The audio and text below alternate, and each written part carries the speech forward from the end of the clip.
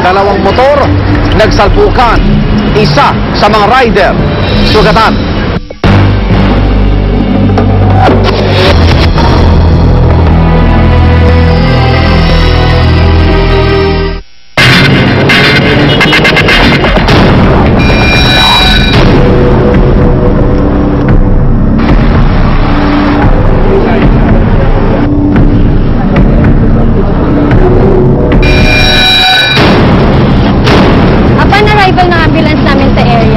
Nakita namin is head-to-head na nagbanggaan yung motor.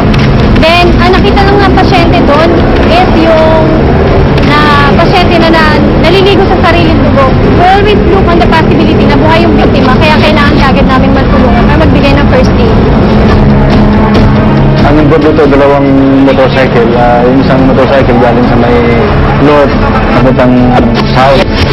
So, bigla nag-counter flow ito isang motor galing sa may north. Kaya po sila nagkabanggaan. Pareho sila walang backride. Sa lakas ng yung motor, yung dalawang gulong sa harap, naipit at natumba sila ang dalawa. Hindi man sila tumilapon, nandun pa rin sila sa kanilang upuan. Naka-helmet silang pareho. Parang cap helmet lang yun. Kalahati lang yung sa lakas sa impact, nadurog yung mga helmet.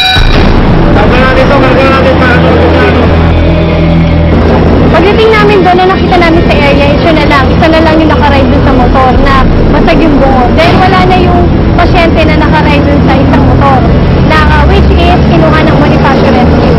Then dinala nila sa St. Luke's Global City. I-form na yung face niya, then open skull fracture. Tsaka negative pulse, negative breathing, and negative capillary refill. Hindi na siya umiinom.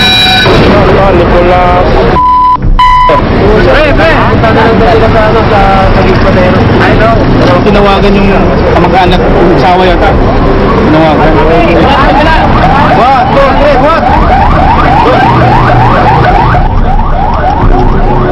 Dinala namin yung patient namin sa Taguig Pateros General Hospital. Dumating kami sa hospital around 10:45 p.m. Ni-revive nila mga hanggang 45 minutes. So, dineclare na at 11:45 p.m. na dineclare ng doktor ng patay. Ang naging dahilan is yung open skull fracture sa right forehead.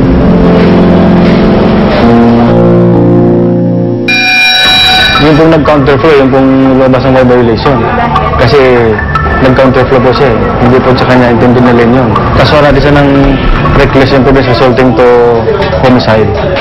Haharapin po namin yan, sir. Kakausapin po namin sila. Hindi naman kami papasok kasi hindi namin alam kung sinong may kasalanan sa kanila.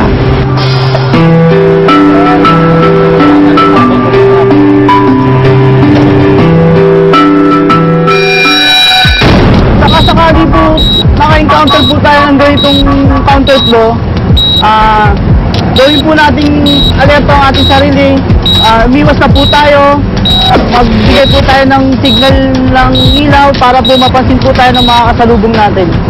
Para po sa ganun maiwasan po natin ang anumang disgrasya. Itong helmet lagi po natin ilala. Ang sa gayon po, sakasakali po tayong bumagsak, maiwasan po natin na mabugok po ang ating ulo. At lagi rin po tayo magsusuot ng reflector eyes paggabi para po mapansin po tayo ng nasa likuran po natin sa sasakyan.